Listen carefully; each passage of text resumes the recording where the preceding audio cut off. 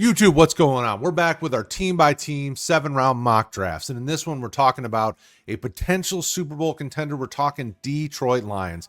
I know you see the stuff behind me. Clearly, there might be a slight little bias here. I know my team. I know what we're doing here. But with these mock drafts, we do a little bit of digging in. And I'm going to show you, I'm going to pull back the curtain, and we're going to dig in together as we build this mock draft. All right, so first things first, let's look at the depth chart as it stands today.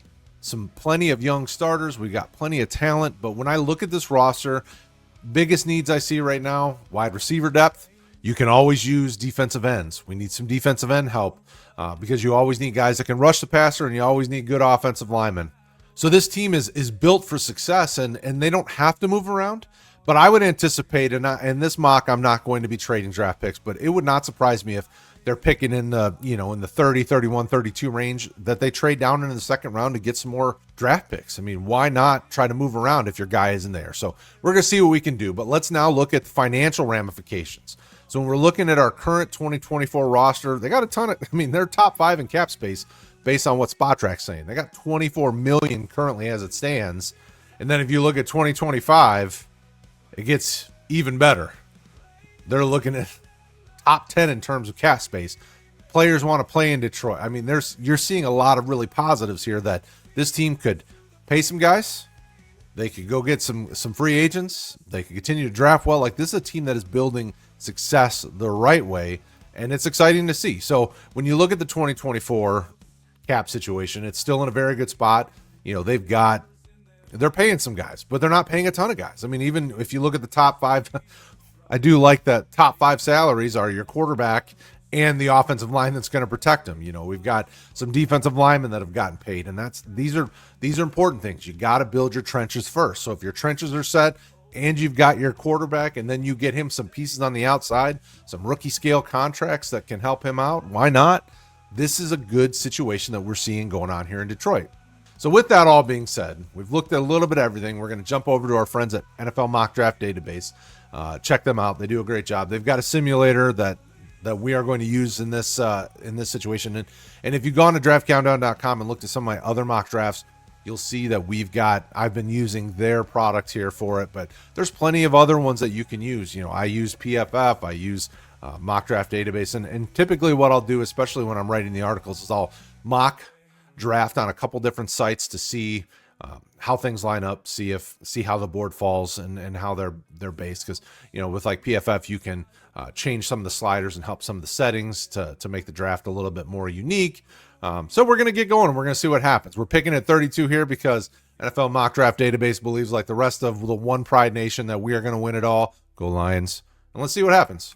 Cam Ward, Shedeur went to the Giants. Kelvin Banks to New England. I love that pick. They could use some offensive line help. James Pierce Jr. to Carolina. That's an interesting one. I know they've got their quarterback figured out because I like Bryce Young, but that's an interesting one. Jacksonville gets lucky and gets Travis Hunter. Oh, that's huge for them. They could use him. Tennessee, I don't know that they do Jalen Milroe. As much as I like Milroe, it's been going okay there. They might be able to build around what they've got going on there with Will Levis. Mason Graham to the Jets. They probably need a quarterback, but we'll just see what happens. Kenneth Grant to Cleveland. Abdul Carter to Chicago. To Torrey McMillan to Cincinnati. That's a weird pick. I can't imagine Cincinnati. I guess with Grant and Graham gone, I would think they would go defensive line before they go receiver. That's a good pick there. They did trade away their top corner. Dallas gets their running back. If you read my mock, that's what happened. Will Campbell, Will Johnson, Jalen Walker, Stewart, Scourton. So he's kind of my top edge right now. So that's really interesting that he falls all the way to 17. Rams get another receiver. That's okay. So there's definitely some interesting picks here that I don't know that I would necessarily have done myself if I was picking all of these. I love Nolan going in the first round. That is a fun pick. As I've been building out my top, I want to get him into the first round somewhere, and that's awesome. Luther Burden. Jackson. That's a Malachi Starks.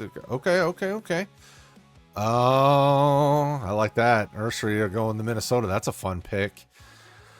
Okay, so Philadelphia.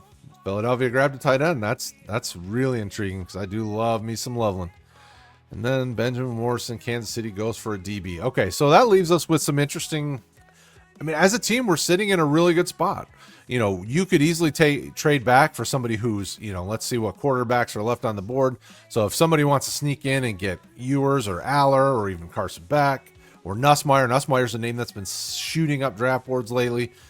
He's been doing it. He's done a good job. You know, I mean, look, quite a few quarterbacks that somebody might want to try to reach on late first to get that extra year of salary there because they've got that 5th year option. But we're gonna look. Let's take a look. Let's see what we got at receiver. All right, so receivers, we've seen quite a few go. I'm a big Evan Stewart fan. Deion Burks is interesting. Torrey Horton, the injury hurt him, but he's an interesting one. Wells. All right, so nobody that I would consider a first round pick at this point. So we don't need tight end.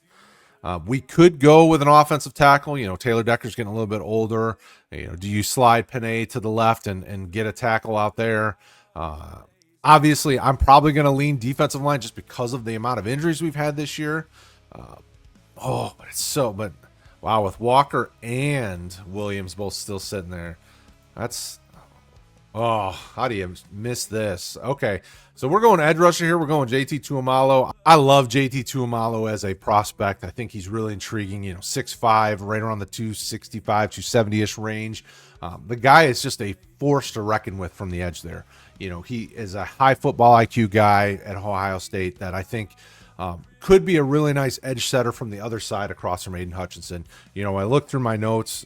A lot of the things I talked about, or a lot of the things that I've written down, is he's a strong, powerful edge setter, very durable. Guy just doesn't get hurt very often, and can wreak havoc as he continues to develop. I think that's a perfect spot for him because he'll be able to work with a guy like Aiden Hutchinson, who's elite, to help continue to develop his pass rushing ability. I think that is a great pick for Detroit, and I think that'll be really intriguing for them. I think if you can add another interior and edge rusher in this draft class, just as guys that can continue to develop. I mean, Tuimoloau could step in and be a starter, but with Za'Darius still there, you know, depending on what they do with Davenport, Aiden, I mean, you're getting some really good teaching with some guys that are very good at what they do. So great pick there. I think that could be really huge for them. I anticipate, though, if I'm being honest, I anticipate them trading out of 32, whether they go up to get a guy that they want because we know they're not afraid to, or if they slide back to get some extra picks. All right, so at 64, what do we got here? So the top guys on the board, at least in their perspective, we got some DBs. Amos Davis. We got there's another quarterback. There's a quarterback sitting there. Drew Aller sitting there at 64. I could easily see a team want to come up and get him. Oh, Judkins from Ohio State. That's a fun one. I don't necessarily know that I see him as a Lion per se, but that's an interesting pick. We got Nussmeier. Oh, let's see what we got here. So let me pull up my notes. Yeah, this is going to be a spot where I would definitely consider receiver. You know, I really like Evan Stewart. The dude is just fast. I mean, he's, you know, I don't know that he's JMO fast, but he's not far off. I mean, a little bit smaller, right around the 6 foot range. It'll be interesting to see kind of how he tests once we get to the combine. I like that spot. I like that player there. I think that could be a pick. We're going to look just a little bit more and see what else we got. Donovan Jackson would be a fun one, and Tate Ratledge I like a lot. Brailsford, that's a little too early for him. Barrett Carter, I like Barrett Carter. We went with an edge rusher, so we're obviously not going to double down on him. You know what? I'm just going to do it. I'm going to take Evan Stewart here. I like him as a player. It'll be interesting to see if he projects as kind of a Lions type guy, just because, you know, I want to see more physicality out of him. But I really, you know, thinking about needing weapons, you know, in the mold of, you know, I'm thinking Khalif Raymond. I'm thinking one of those gadgety type guys that you can use in various roles. I think Evan Stewart will be a really interesting piece in this offense to give them a weapon that they can utilize in various levels. All right, at 131, we got some fun players sitting here on the board. If we want to take a DB, there's plenty of DBs to go. We've got some edge rushers. This almost feels like the perfect spot to grab an offensive lineman, maybe a linebacker. We're going to do that. We're taking Jay Higgins. We're going to get ourselves another linebacker. Jay Higgins feels very much like a Lions pick. You know, when you think about the player, this guy doesn't miss. He takes good angles. He's a good, strong, sure tackler. He wraps up players and takes them down. I mean, it very much feels like a gritty Lions type defensive player. May not have the elite athletic profile. I'll be interested to see kind of how he tests in some of those areas. But he's smart, got a high football IQ. So I think he's a really interesting piece that you could add to the linebacker room, especially, you got to think about Anzalone's not getting any younger. Obviously Jack Campbell's developing, but what's going to happen with Derek Barnes in the future? Rodrigo. I mean, you've got some young guys. What are you going to do with them? Well, if you can add a player like this here, maybe that decision gets a little easier. And then we're up 2 picks later at 133. Only thing that happened was we saw a running. AC drafted another running back. Fantasy football players pull their hair out seeing things like that. All right. So next up, we get our kind of our pick here at this point. We can look at offensive linemen, and I think that's what I'm going to do here. I'm going to look at the tackles. We'll take Blake Miller from Clemson here. Good size, good athletic profile. He's an interesting piece. So, all right, back here at pick 195, we've got 3 picks left. We're starting to get to that point in the draft where it's more developmental guys. Guys that have some trait or tool that you're really interested in, that you think could probably develop and work for your roster. But all right, so we are definitely going to take a corner here. I've been a big fan of Jason Marshall Jr. As kind of a earlier mid day 3 type guy that is, he's 6'1", got a good athletic profile, is good in press man, physical player. I think he fits kind of what Detroit is as a team, so I'm going to take him here. Him falling, if he really is 155 and we get him at 195, that'd be a huge gift for us. Clearly, as Mock Draft Database says here. All right, we're going to take a tight end, but you're going to see us go down the list a little bit here. We're going Brant Queeth, tight end from Utah. This dude is gritty. He's tough. He's a willing blocker, but maybe not the best at it, but something he can improve on. He is a hard-nosed guy that, is willing to go over the middle and really fight for that extra yard.